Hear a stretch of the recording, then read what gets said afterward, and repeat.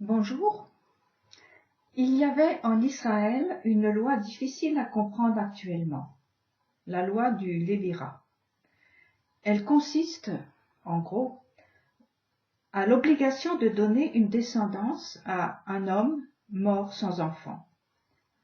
Le membre le plus proche du défunt va épouser sa femme et le premier fils de cette union sera considéré comme son descendant. Il portera son nom. Cette loi si peu romantique a permis l'émergence d'une lignée prestigieuse, celle du roi David. Les filles de Lot l'ont mise en pratique à l'extrême, puisqu'elles ont dû prendre comme partenaire leur père. Tous les hommes étant morts dans la destruction de Sodome. Suit Tamar, qui fit tomber son beau-père dans un piège afin de donner un fils à son époux décédé. Ruth est la plus célèbre, puisque un livre lui est consacré. Elle sera la mère du fils qui assurera une descendance à son mari et par ricochet à sa belle-mère. Un fils envers et contre tout. Aussi pour les femmes stériles. Anna, la future mère de Samuel, est la plus emblématique. Elle veut un fils pour le mettre dans les bras du temple, comme pour assurer sa pérennité prophétique, alors que le temple se meurt par la débauche de ses responsables.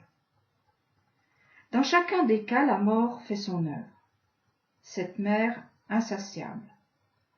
Elle prend et ne rend jamais.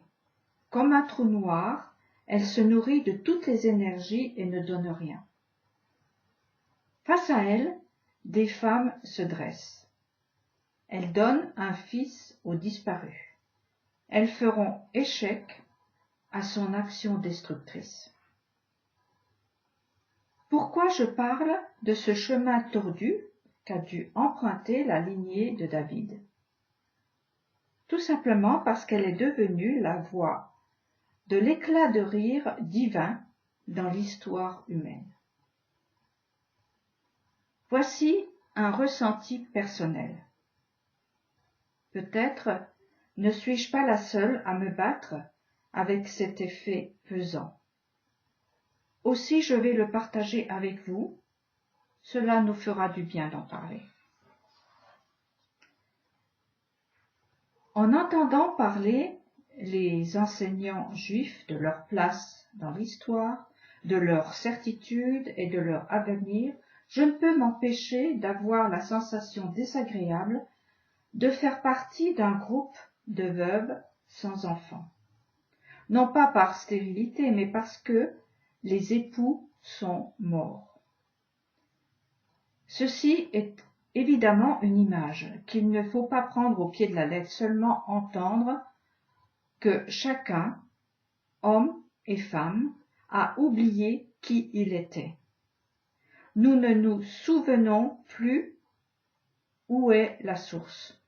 Chaque être humain est créé pour la vie et non pour la mort. Ceci concerne autant les hommes que les femmes, évidemment. Face à Amalek, le tueur de l'espoir, il y a une arme. Se souvenir. Ce mot n'a pas grande puissance en français, mais en hébreu, il est la racine de masculin. Face à un homme avec un grand H, un Mensch en allemand, Amalek recule. On ne gagne pas la guerre contre lui, mais au moins on gagne des batailles. Perpétuer le nom d'un mort en est une. Ainsi, la vie triomphe d'une tentative de destruction. La loi du Lévira est aussi une arme pour nous non-juifs, pour vaincre la mort. Quelques femmes dans la Bible nous montrent le chemin. Elles ont fait du forcing. Elles n'ont pas craint d'être mal jugées. Les unes sont devenues incestueuses. L'autre une prostituée. Ruth a eu une attitude plus qu'ambiguë en se couchant sous la couverture d'un homme qui a fait la fête. Anna a donné l'impression d'être saoule. Le but, donner un fils aux branches d'une généalogie sans vie grâce à la semence du frère vivant. Ce que je dis est également ambigu. Peut-être légèrement culotté, mais c'est par une écoute profonde que la veuve que je suis réveille en elle le fils d'Adam qui doit naître. Adam, qui est Israël, connaît à nouveau son épouse. Un fils naîtra qui remplacera Abel tué par son frère et Caïn disparu dans le déluge. La solution est de s'accrocher aux frères ou aux parents vivants Israël, qu'ils le veuillent ou non, par des chemins tordus peut-être, au risque de perdre tout amour-propre sûrement. Là est la possibilité de toutes les familles de la terre d'être bénies selon la promesse faite au père Abraham. Une autre question se pose. Pourquoi un fils pour un père? Parce que un père et son fils forment en hébreu le mot Eben, pierre. Une maison, un foyer, un royaume se construisent avec des pierres. La solidité du bâtiment est assurée par chaque pierre et chaque famille est représentée par une pierre, un père tenant la main de son fils.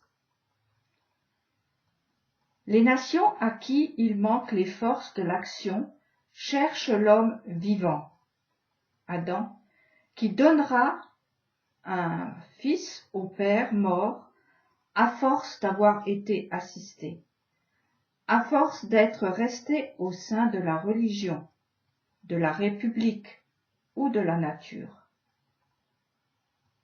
Ils ont tout attendu de ces mères nourricières et sont restés à l'état d'embryon. Pas des pierres vivantes qui sont le fondement de la royauté de Hachem. Job parle d'une souffrance comme moyen de sortie de l'orgueil.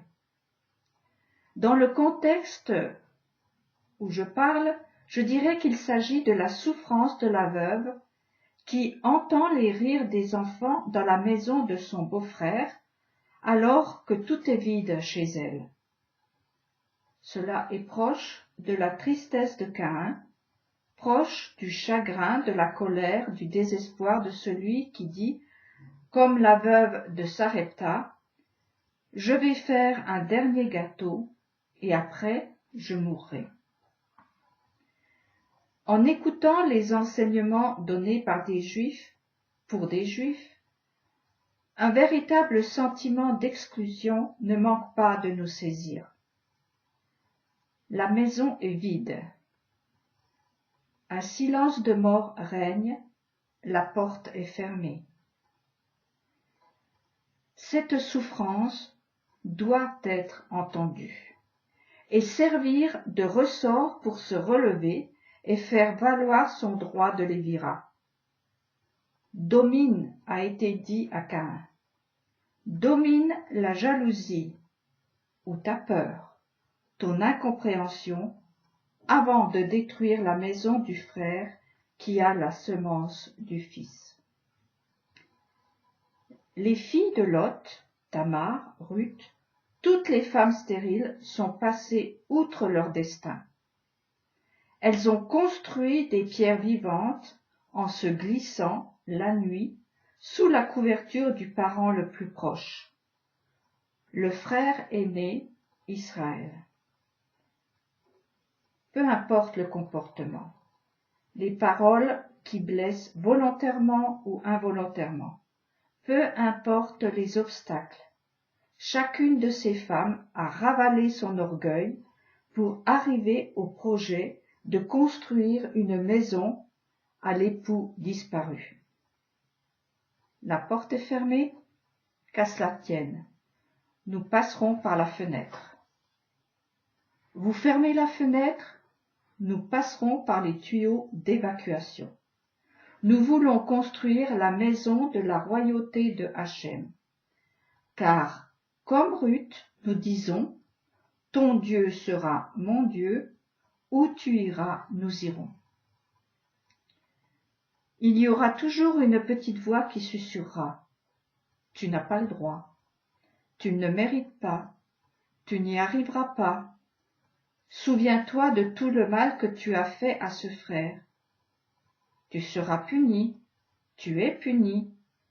Ce que Dieu a décidé, personne ne peut aller outre.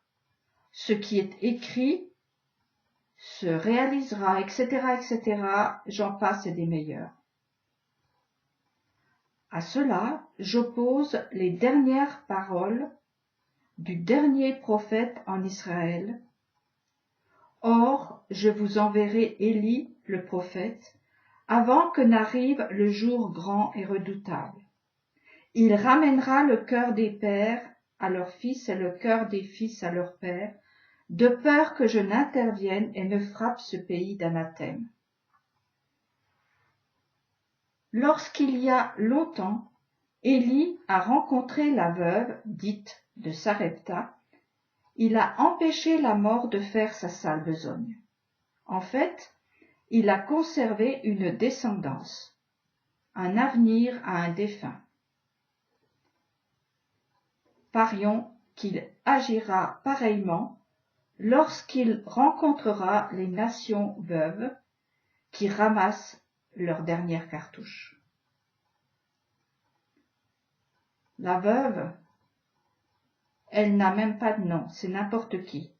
La veuve donc ramassait du bois sur le chemin du prophète. Ruth glanait dans le champ de Boaz. Quand ils se sont rencontrés, ils ont reconstruit une maison tombée en ruine. De même, en rencontrant le frère vivant qu'est Israël, nous, non-juifs, mettrons au monde le fils d'Adam qui s'est perdu. J'en reviens toujours aux paroles de Agé. Je vais les dire à ma manière. Chacun s'occupe de sa maison. Chacun l'améliore, la sécurise au maximum, a le souci d'en faire la plus belle, la plus grande, la plus haute, la plus voyante, alors que mon temple est détruit. Mon temple fait de pierres vivantes que sont le cœur du Père relié au cœur du Fils. David a eu cette lucidité. J'habite dans un palais et l'Éternel n'a pas où séjourner. Il n'a eu de cesse d'accumuler les matériaux pour bâtir cette demeure. Un père et un fils se tenant par la main, c'est précisément ce que veut toujours empêcher ou briser celui qui veut installer sa royauté à lui, Amalek. En opposition à ce projet, il faut tailler des pierres vivantes, symbolisées par Adam tenant la main d'un fils, retrouvé par le désir des veuves de ne pas laisser mourir la maison-nation. Ceci en appliquant au-delà du raisonnable la loi du Lévirat. Comment appliquer cette loi? En se laissant ensemencer par les enseignements des maîtres d'Israël. Épouser leur façon de penser, fouiller leurs secrets de survie. L'Adam et son fils se tenant par la main. Avez-vous remarqué la fierté du fils et celle du père disant « C'est mon papa, c'est mon fils ». chacun retrouve la dignité de l'homme debout ou celle de la femme portant les gerbes qu'elle a récoltées. Ah, les filles de Lot incestueuses, Tamar la prostituée, Ruth la princesse obligée de glaner. Elles ne se sont pas trompées. Elles ont su où était leur honneur. Elles ont su choisir la vie alors que la mort s'imposait. Dans la lignée d'Abraham, les femmes ne se soumettent pas à leur destin ou à une morale ambiante. Elles ont pris leur sort en main et sont allées chercher la semence où elle se trouvait, dans la maison d'Israël, afin de détruire les constructions mortelles et construire un lieu d'habitation pour la vie. L'histoire de la rencontre de Élie avec la veuve se trouve dans le premier livre des Rois au chapitre 17. Je vous rapporte juste les promesses faites à cette mère désespérée. Ne crains rien. Fais comme je t'ai dit.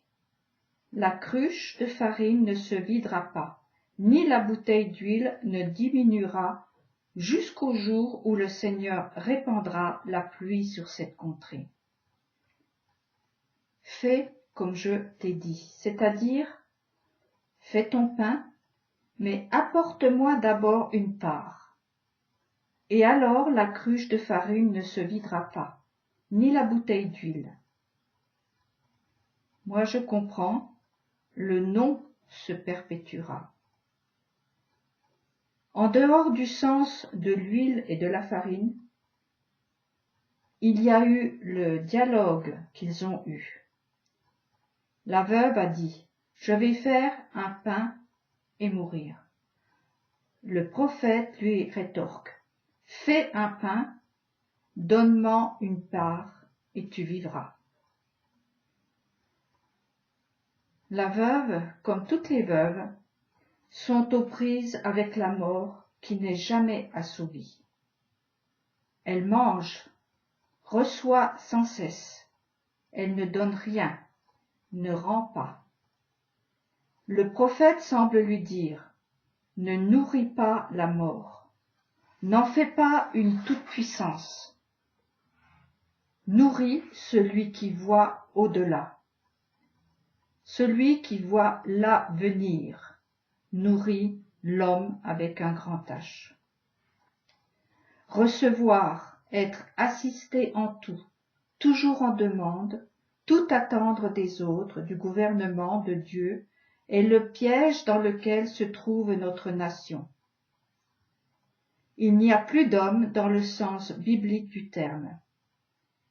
Il faut sortir en s'ouvrant, laisser nos habits de veuve et naître à nouveau en fils tenant la main du Père qui donne la semence vivante.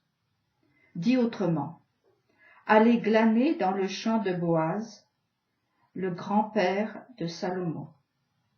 Les veuves nations doivent donner un fils à l'homme mort en elles pour qu'il vive malgré tout et ainsi retrouver la force qui leur manque pour se tenir debout. Nourrir cette espérance en la travaillant. Alors l'avenir sera possible et le monde se construira avec des pierres vivantes, abri de la vie.